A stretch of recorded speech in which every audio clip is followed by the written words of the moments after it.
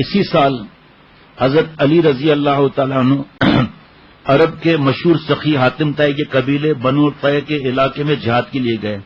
یہ لوگ رقوسی فرقے کے نصرانی تھے جن کے بعض عقائد صابیوں سے ملتے صحابی نہیں کہہ رہا ہوں صابیوں سے ملتے جلتے تھے. یہ فلس نامی ایک بت کو پوجتے تھے جسے حضرت علی رضی اللہ تعالیٰ نے توڑ دیا اور مقامی لوگوں میں بہت سو کو قیدی بنا کر مدینہ شریف لے آئے. اس میں حاتم طائی کی بیٹی صفانہ بھی تھی. آپ صلی اللہ تعالی وسلم نے انہیں لباس، سواری اور سفر کے اخراجات دے کر بڑی عزت اور احترام سے آزاد کر دیا کیونکہ ان کا باپ سخی تھا. حاتم طائی واپس اپنے علاقے میں آئیں اور اپنے بھائی عدی بن حاتم سے ملی جو حضرت علی رضی اللہ تعالیٰ عنہ کے حملے کے وقت فرار ہو گئے تھے. جب انہوں نے بہن کی زبانی حضور صلی اللہ علیہ وسلم کے بلند اخلاق کی گواہی سنی سیدھا مدینہ شریف کو روانہ ہو گئے. نبی صلی اللہ علیہ وسلم پر ان کی پہلی نظر اس وقت پڑی جب آپ مدینہ شریف کی گلی میں کھڑے کسی بڑھیا کی درخواست سن رہے تھے. بڑھیا بہت دیر تک اپنا مدعا بیان کرتی رہی. حضور صلی اللہ علیہ وسلم سنتے رہے. عدی بن حاتم نے یہ دیکھ کر دل میں کہا یہ شخص محض بادشاہ نہیں. جب حضور اکرم صلی اللہ علیہ وسلم کی خدمت میں پہنچے تو شور ہوا عدی بن حاتم آ گئے. آپ نے انہیں دیکھ کر فرمایا عدی اسلام لے آؤ سلامت رہو گے. یہ بولے میں تو پہلے ہی ایک دین کا پیروکار ہوں، پہلے سے ہی کسی دین پر ہوں. آپ صلی اللہ علیہ وسلم نے فرمایا میں تمہارے دین کو تم سے زیادہ جانتا ہوں. یہ حیران ہو کر بولے بلا وہ کیسے؟ فرمایا کیا تم رقوسی فرقے کے نہیں؟ بولے جی ہاں. آپ نے فرمایا کیا تم قوم سے چوتھائی مال وصول نہیں کرتے؟ بولے جی ہاں. آپ نے فرمایا کیا یہ تمہارے دین میں جائز تو نہیں ہے؟ بولے جی ہاں. آپ صلی اللہ علیہ وسلم نے فرمایا عدی تم کیوں فرار ہوئے تھے؟ کیا اس لیے کہ لا الہ الا اللہ نہ کہنا پڑے؟ تو بتاؤ کیا اللہ کے سوا کوئی اور عبادت کے لائق ہے بھی صحیح؟ کیا تم اس لیے بھاگتے پھرتے ہو کہ اللہ اکبر نہ کہنا پڑے؟ خود بتاؤ اللہ سے بڑا کوئی ہے؟ پھر فرمایا عدی میں جانتا ہوں تم اسلام لانے سے کیوں گریز کر رہے ہو، صرف اس لیے کہ اس دین کے پیروکار کمزور لوگ ہیں. سنو عدی تم ہیرا سے واقف ہو؟ بولے نام ہی سنا ہے دیکھا نہیں. فرمایا اس ذات کی قسم جس کے قبضے میں میری جان ہے، بات یہاں تک ایک دن پہنچے گی کہ ایک مسافر عورت ہیرا سے چل کر بیت اللہ کا طواف کرے گی اور اس کے کسی کی حفاظت درکار نہیں ہوگی. عدی بن حاتم کے دل پر ایسا اثر ہوا کہ فوراً اسلام قبول کر لیا. ان کی دعوت سے ان کی قوم بھی سب مسلمان ہو گئی.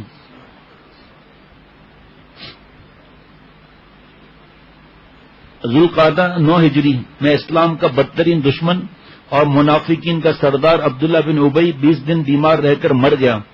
اس کی آخری خواہش تھی کہ حضور اقدس صلی اللہ تعالی علیہ وسلم اسے اپنے کرتے میں کفن دیں، اس کی نماز جنازہ پڑھائیں اور دعائے مغفرت فرمائیں. اس کے بیٹے عبداللہ رضی اللہ عنہ کی بھی یہی درخواست تھی. آپ صلی اللہ تعالی وسلم نے بیٹے کی لاج رکھتے ہوئے ایسا ہی کیا، مگر جب تدفین اور دعائے مغفرت سے فارغ ہو گئے تو اللہ تعالیٰ کی طرف سے سورہ توبہ کی آیات نازل ہوئی جن میں ایسے منافقوں کی نماز جنازہ پڑھانے اور ان کے دعاؤں کے لیے ممانعت کر دی گئی. اب اسلام قبول کرنے والے قبائل کے ایک تانتا بن چکا تھا. آئے دن کسی نہ کسی قبیلے کا وفد مسجد نبوی میں حاضر خدمت ہوتا اور اسلام قبول کرتا، دین کے احکام سیکھتا. اس لیے اس سال کو عام الوفود کہا جاتا ہے. بنو اسد، بنو فزارہ، بنو مرہ، بنو کلاب، بنو بکا، بنو کنانا، بنو سلیم، بنو ہلال بن عامر، بنو بکر بن وائل اور ازد جیسے مشہور قبائل اسلام لائے.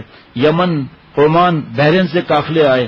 یمن کے ملوک خمیر کا وفد بھی آیا.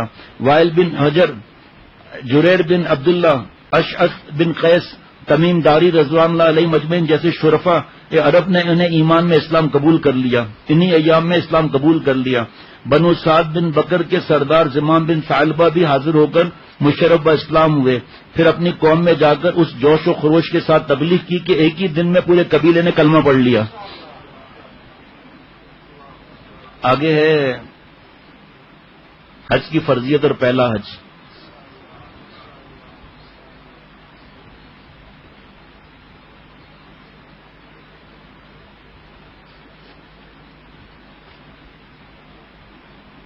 اور اس کے بعد ہے آخری حج 10 ہجری اور اس کے بعد ہے سفر آخرت. میں بس آج کیونکہ آگے پھر تفصیل ہے، اس لیے تھوڑا بہت تو سن لیا. باقی حضرت عدی بن حاتم رضی اللہ تعالی عنہ، آپ ایمان لے آئے جبکہ لوگ کفر پر قائم رہے، آپ نے حق جان لیا جبکہ انہوں نے جاننے سے انکار کر دیا، آپ نے وفا کی جبکہ انہوں نے بے وفائی کی، آپ آگے بڑھے جبکہ انہوں نے پیٹھ پھیر لی. یہ حضرت عمر بن خطاب رضی اللہ تعالیٰ عنہ نے فرمایا.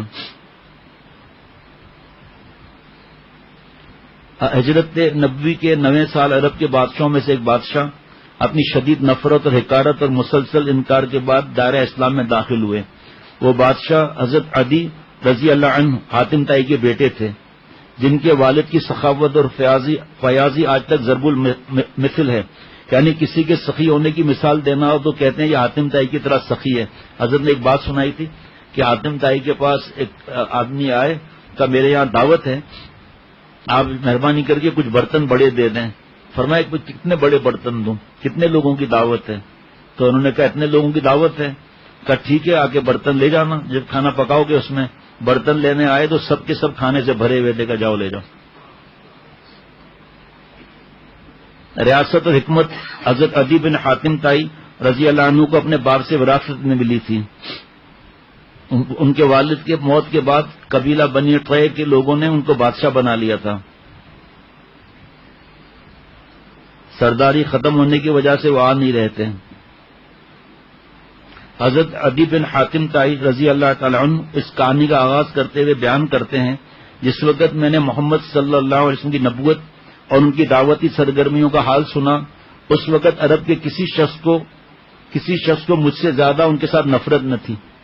میں اپنے قبیلے والوں میں چوتھائی حصہ لینے والا مشہور تھا، اس لیے کہ میں اپنے قبیلے سے مال غنیمت کا چوتھائی حصہ وصول کیا کرتا تھا. آپ صلی اللہ علیہ وسلم نے خبر دے دی تھی نا، جس طرح میرے علاوہ دوسرے سردار اپنے قبائل سے وصول کیا کرتے تھے.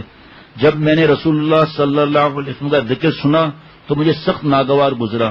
قصے کو آگے بڑھاتے ہوئے کہتے ہیں کہ جب رسول اللہ صلی اللہ علیہ وسلم کی قوت و شوکت میں بہت زیادہ اضافہ ہو گیا اور ان کے لشکر ان کی جماعتیں عرب کے مشرق سے مغرب تک اسلام پھیلانے کے لیے نکلنے لگی تو میں نے اپنے دل میں خطرہ محسوس کیا.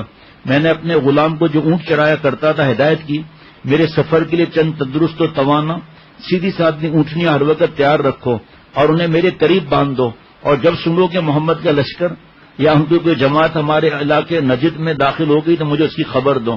ایک دن صبح سویرے غلام نے مجھ سے کہا، آقا آپ اپنے علاقے میں محمد صلی اللہ علیہ وسلم کے لشکر کی آمد پر جو کرنے کا ارادہ کرتے ہیں کر گزریے. میں نے وجہ پوچھی، کیوں؟ تجھے تیری ماں گم کرے؟ تو اس نے کہا میں نے جھنڈے اس علاقے میں حرکت کرتے ہوئے دیکھے ہیں. ان کے متعلق دریافت کیا تو معلوم ہے یہ محمد صلی اللہ علیہ وسلم کا لشکر ہے. میں نے غلام سے کہا جن اونٹنیوں کو تیار رکھنے کا میں نے حکم دیا تھا انہیں فوراً میرے پاس لے آؤں. پھر میں اسی وقت اٹھ کھڑا ہوا اور اپنے اہل و عیال کو اپنے پیارے وطن چھوڑ کر کوچ کرنے کا حکم دے دیا.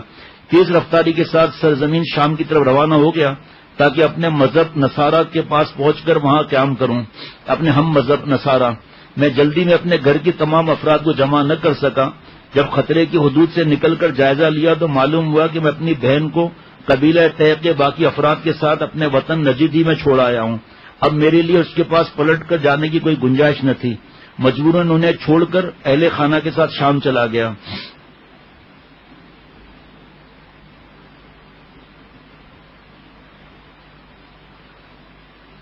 میری بہن کو گرفتار کر لیا گیا اور انہیں دوسرے قیدیوں کے ساتھ مدینہ لے جایا گیا اور مسجد کے دروازے قریب ایک احاطے میں بند کر دیا گیا.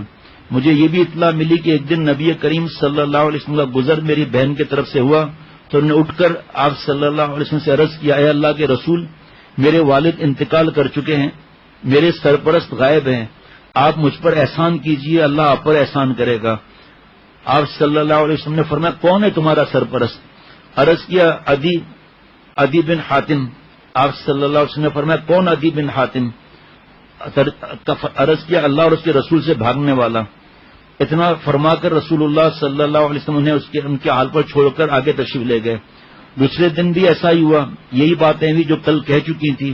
آپ صلی اللہ تعالی وسلم خاموش رہے. جب تیسرے دن آپ گزرے تو چونکہ وہ مایوس ہو چکی تھی اس لیے خاموش رہی. آپ صلی اللہ علیہ وسلم سے کچھ نہیں کہا. رسول اللہ صلی اللہ علیہ وسلم کے پیچھے ایک شخص نے انہیں اشارہ کیا کہ اٹھ کر رسول اللہ صلی اللہ علیہ وسلم سے بات کرو.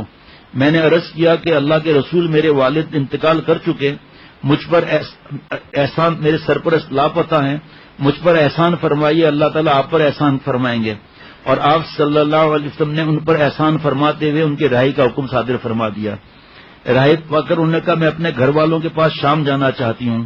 آپ صلی اللہ تعالی وسلم نے فرمایا جب تک تمہارے قبیلے کا کوئی قابل اعتماد آدمی نہیں مل جاتا روانگی میں جلدی نہ کرنا، جب کوئی قابل اعتماد شخص مل جائے تو مجھے بتانا۔ رسول اللہ صلی اللہ علیہ وسلم کے جانے کے بعد انہوں نے اس آدمی کے متعلق دریافت کیا جس نے انہیں بات کرنے کا اشارہ کیا تو معلوم ہوا کہ وہ حضرت علی بن ابو طالب رضی اللہ عنہ تھے۔ وہ مدینے میں ٹھہری رہیں۔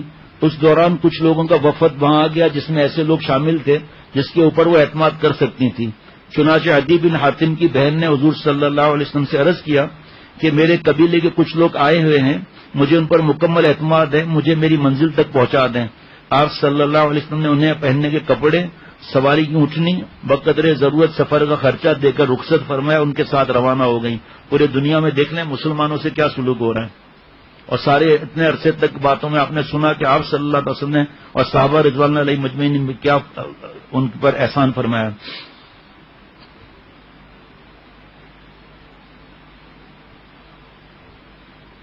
عدی بن حاتم کہتے ہیں کہ پھر میں نے سفر کی تیاری کی، بہن سے باتیں سن کر میں بتا چکا ہوں، آج تو یہیں پر اختتام ہوگا انشاءاللہ تعالی۔ رسول اللہ صلی اللہ علیہ وسلم کی خدمت میں مدینہ پہنچا۔ میں نے ان سے پہلے تو نہ ان کے پاس اپنے پہنچنے کی اطلاع بھیجی تھی نہ ان سے اپنے لیے امان حاصل کی تھی، البتہ مجھے اطلاع ہو گئی تھی کہ انہوں نے میرے متعلق اپنے ساتھیوں سے فرمایا مجھے امید ہے کہ اللہ تعالیٰ عدی بن حاتم کا ہاتھ میرے ہاتھ میں دے دے گا۔ جب میں مدینہ پہنچا تو اس وقت رسول اللہ صلی اللہ علیہ وسلم مسجد میں تشریف فرما تھے۔ میں نے حاضر خدمت ہو کر آپ صلی اللہ علیہ وسلم کو سلام کیا تو آپ صلی اللہ علیہ وسلم نے دریافت فرمایا من الرجل، کون ہو؟ میں نے عرض کی عدی بن حاتم، حاتم تائی کا بیٹا عدی ہوں۔ یہ سن کر آپ صلی اللہ تعالی علیہ وسلم اپنی جگہ سے اٹھے، میرا ہاتھ پکڑ کر اپنے گھر کی طرف لے گئے، گھر کی طرف لے گئے۔ آج ہم تو دین پھیلانا ہے، دین پھیلانا ہے، لیکن پتہ ہی نہیں ہے کس طرح پھیلانا ہے۔ آپ صلی اللہ علیہ وسلم مجھے ساتھ لیے جا رہے تھے کہ راستے میں انہیں ایک نہایت بوڑھی عورت ملی جس کے ساتھ ایک چھوٹا سا بچہ تھا۔ وہ ان کو روک کر اپنے کسی ضرورت کے متعلق باتیں کرنے لگی۔ آپ ٹھہر کر توجہ کے ساتھ اس کی باتیں سنتے رہے جو میں نے عرض کیا۔ پھر بڑی بی کی بات میرا ہاتھ تھاما آپ صلی اللہ علیہ وسلم نے اور چلتے ہوئے اپنے گھر پہنچ گئے۔ گھر پہنچ کر آپ صلی اللہ علیہ وسلم نے چمڑے کا تکیہ اٹھایا جس میں کھجور کے ریشے بھرے ہوئے تھے۔ آپ صلی اللہ علیہ وسلم نے اس کو میری طرف ڈالتے ہوئے فرمایا اس پر بیٹھ جاؤ، مگر آپ صلی اللہ علیہ وسلم کے سامنے اس پر بیٹھتے ہوئے مجھے شرم آئی اور میں نے اسے بے ادبی سمجھتے ہوئے عرض کیا نہیں، اس پر آپ تشریف رکھیں، لیکن آپ صلی اللہ علیہ وسلم نے اصرار کر کے مجھے اس پر بٹھایا، خود زمین پر بیٹھ گئے کیونکہ گھر میں اس کے علاوہ دوسرا تکیہ نہیں تھا۔ میرے دل میں اللہ کی قسم یہ انداز کسی بادشاہ کا ہرگز نہیں ہو سکتا۔ اطمینان سے بیٹھنے کے بعد پھر وہ سوال جواب جو میں نے بتا دیے۔ اس کے بعد آپ صلی اللہ علیہ وسلم نے فرمایا عدی تم اس دین اسلام کو قبول کرنے کے لیے اس لیے یہ دوبارہ پڑھتا ہوں کسی وجہ سے اس لیے گھبرا رہے ہو کہ آج مسلمانوں کے پاس مال اور دولت نہیں، خدا کی قسم وہ وقت بہت جلد آنے والا ہے جب ان کے یہاں مال اور دولت کی اتنی کثرت ہو جائے گی کہ اسے کوئی لینے والا نہیں ملے گا۔ یا شاید تم اس دین میں داخل ہونا اس لیے ناپسند کرتے ہو کہ آج مسلمانوں کی تعداد کم اور ان کے دشمنوں کی تعداد زیادہ ہے، لیکن خدا کی قسم تم جلدی سنو گے کہ ایک عورت اکیلی اپنے اونٹ پر سوار ہو کر حج بیت اللہ کے لیے قادسیہ سے نکلے گی اور دوران سفر اسے اللہ تعالیٰ کے سوا کسی کا ڈر محسوس نہیں ہوگا۔ یا شاید اس دین کو قبول کرنا تمہیں اس لیے گوارا نہیں کہ تم دیکھ رہے ہو آج حکومت اور بادشاہی دوسروں کے ہاتھ میں ہے اور مسلمان اس سے محروم رہیں گے۔ کہ خدا کی قسم تم جلدی سنو گے کہ ان کے کسرا ایران کے خزانے ان کے قبضے میں آئیں گے، سفید محلات مسلمانوں کے ہاتھ فتح ہوں گے۔ میں نے حیرت سے پوچھا کیا کسرا کے خزانے؟ آپ صلی اللہ علیہ وسلم نے یقین کے ساتھ ہاں کسرا کے خزانے۔ اس وقت کلمہ شہادت پڑھ کر میں دائرہ اسلام میں داخل ہو گیا۔ حضرت عدی بن حاتم نے طویل عمر پائی۔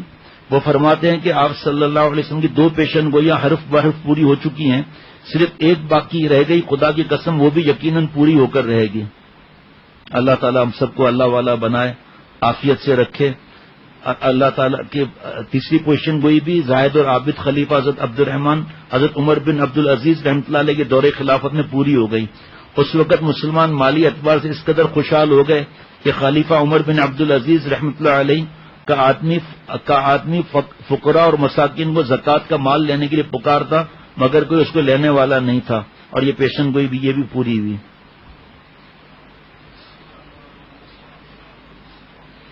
اس نے نصیحت لکھی ہے کہ پوری دنیا میں اسلام کیسے پھیلے گا؟ کبھی اس سوال پر آپ نے غور کیا؟ اسی طرح اسلام کے دشمنوں کو ہدایت کیسے ملے گی؟ اسلام کے دشمنوں کو اسلام کا دوست کس طرح بنایا جا سکتا ہے؟ فقیروں اور بادشاہوں دونوں کو اسلام میں داخل کرنے کا کیا راستہ ہے؟ آئیے ان سب باتوں کے جوابات ہم سیرت سے تلاش کرتے ہیں۔ ربنا تقبل منا انك انت السميع العليم